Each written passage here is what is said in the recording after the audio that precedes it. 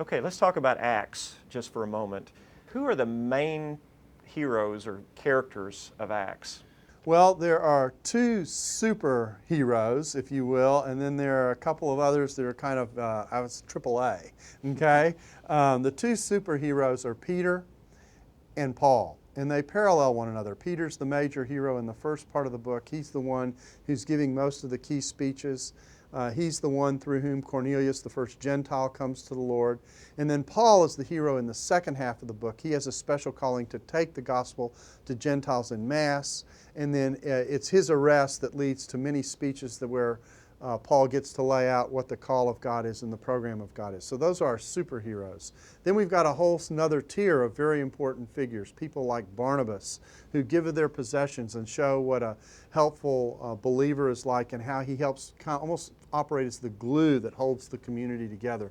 You've got Stephen, who's the first martyr, who understands the history of Israel in an effective way and can tell the story in one chapter. But he dies for the effort when he says, you know, Israel kind of has a history of disobeying God. You've got Philip, who takes the gospel into Samaria and is the one to kind of begin breaking ethnic barriers. So we have these minor heroes along the way who are also a key part of the story that is being told in the book of Acts. But the key character in Acts, the major league figure, is God Himself. God is the one who is orchestrating the key events. He's the one who provides the Spirit in Acts 2.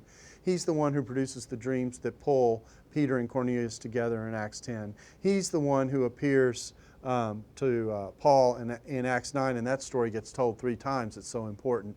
So it's really not the Acts of the Apostles. The book is really about the acts of God through the Apostles. I think about Luke's introduction there.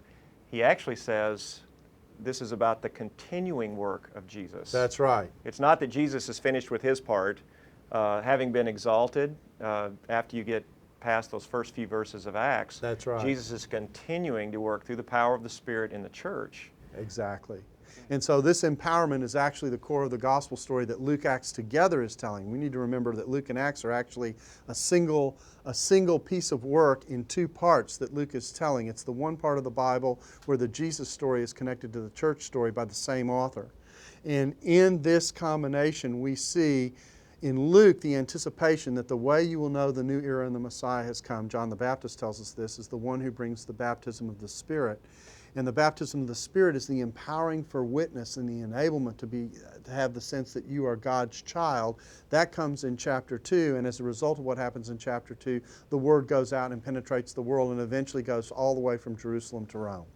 Now, then we read ourselves as a part of that continuing story. In fact, Acts is open-ended in the end. We don't even know whether Paul lived or died when he saw Caesar, and I think that's on purpose. I think what the author is saying to us is, here is Paul's calling to be a witness, and you share in the same opportunity to share the Word of God with the people that you're connected with as well. So it really doesn't matter what happened to Paul. Because we are continuing the story. Exactly right. Darrell Bock, thank you so much for being with us today. My pleasure.